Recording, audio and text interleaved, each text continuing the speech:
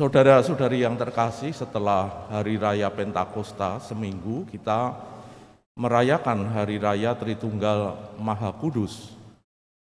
Dan dari apa yang didoakan dan juga yang menjadi amanat perpisahan Tuhan Yesus kepada murid-muridnya, itu mewariskan suatu pengetahuan yang bisa dicerap oleh akal budi manusia.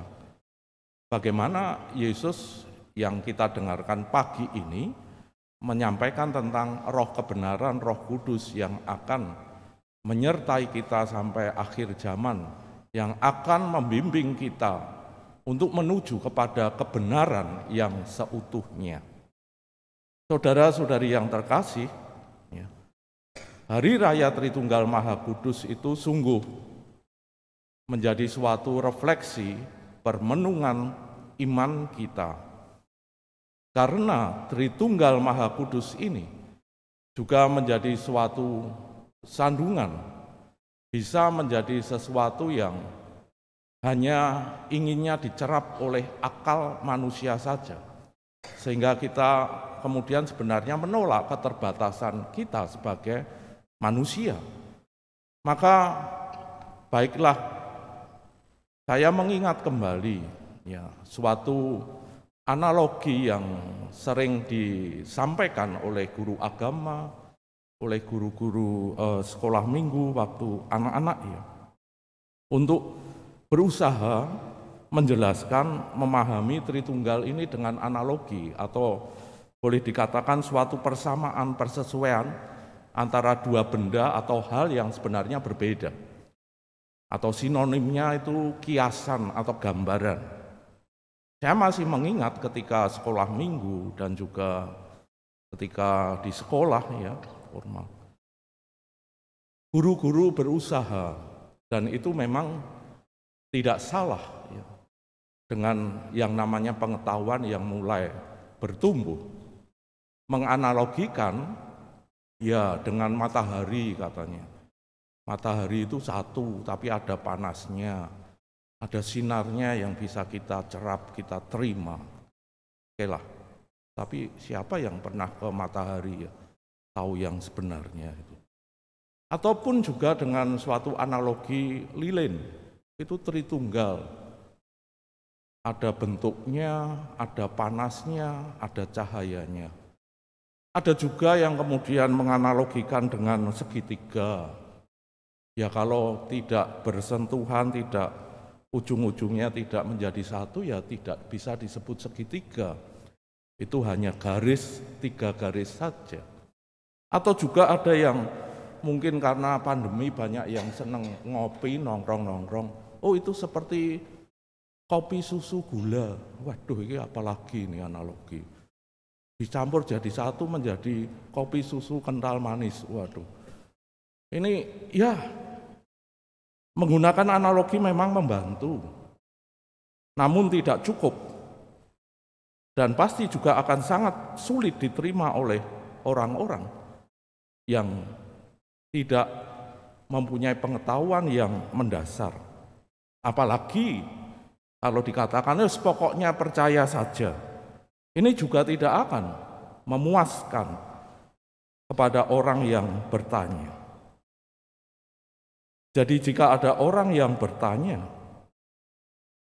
apa dasarnya? Apa alasannya aku ini menjadi orang yang percaya pada Tritunggal Maha Kudus?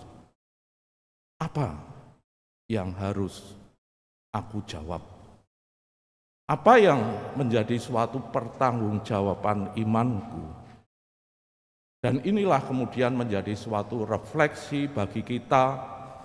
Sejauh mana kita belajar, berusaha menambah pengetahuan iman. Karena ketika kita dibaptis, ditanya, apa yang kamu minta dari gereja dengan baptisan?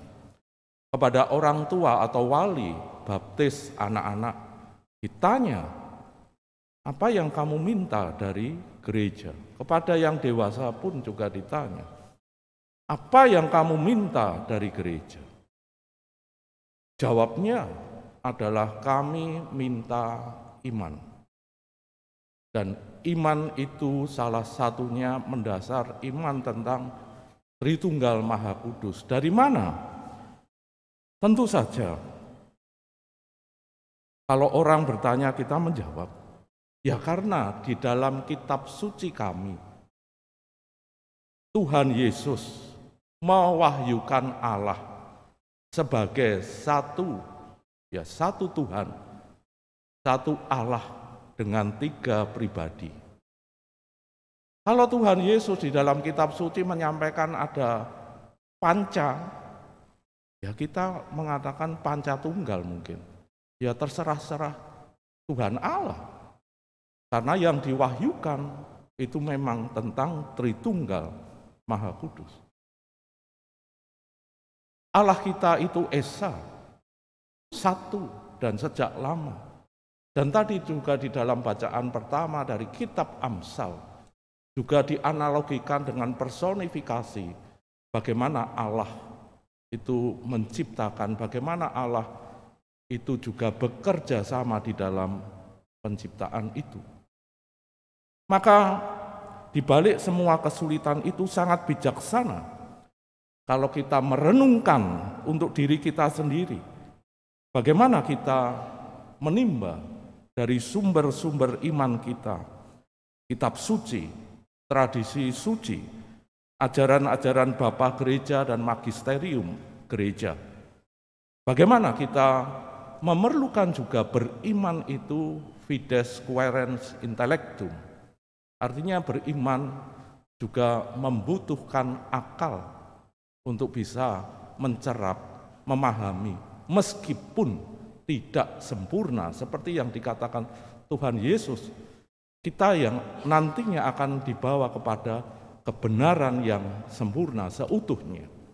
Maka Paulus juga menyampaikan, ketika kita masih bersiarah di sini memang membutuhkan iman, harapan. Maka dikatakan tadi dalam bacaan kedua, harapan kita itu tidak mengecewakan, karena kasih Allah yang sudah terwujud di dalam kisah Paskah, kasih-Nya seperti itu. Harapan kita tidak akan mengecewakan. Maka dikatakan, ya kasih itu yang paling utama, paling besar, tidak akan hilang. Harapan dan iman kita akan putus, akan berhenti ketika kita mati, artinya kita masuk kepada kehidupan yang kekal dan berjumpa. Iman kita terpenuhi, harapan kita terpenuhi, kasih tidak akan berkesudahan.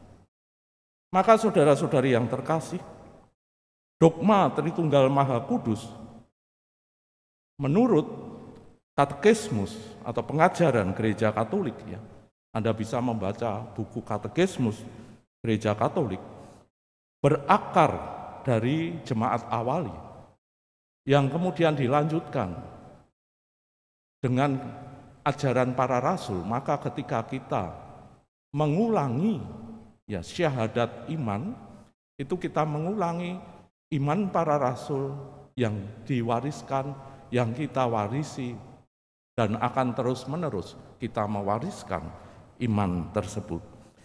Dikatakan di dalam katekismus Gereja Katolik, Tritunggal adalah Allah yang satu.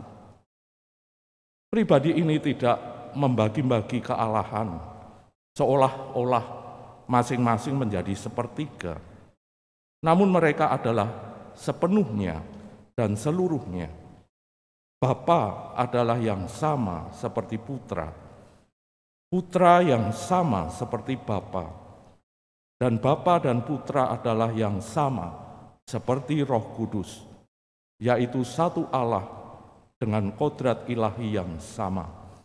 Karena kesatuan ini, maka Bapa seluruhnya ada di dalam Putra, seluruhnya ada dalam Roh Kudus, Putra seluruhnya ada di dalam Bapa, dan seluruhnya ada dalam Roh Kudus. Roh Kudus ada seluruhnya di dalam Bapa, dan seluruhnya di dalam Putra.